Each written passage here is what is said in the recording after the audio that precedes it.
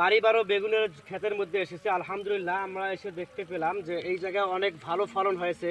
দুই একদিন আগে এর থেকে যে বড় বড় যে বেগুনগুলো ছিল এগুলো তারা ছিঁড়ে বাজারজাত করেছে, বাজারে বিক্রি করেছে, এবং ছোট ছোট যেগুলো আছে এগুলো তুলনামূলক অনেক বড় হয়েছে।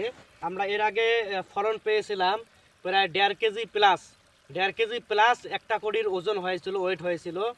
এবং এগুলো অনেক বড় হয়েছে, এগুলো আস্তে আস্তে আরও বড় হবে, যেহেতু এখনও ছোট। এই জায়গায় আরও অনেক বেগুনের চারা রয়েছে।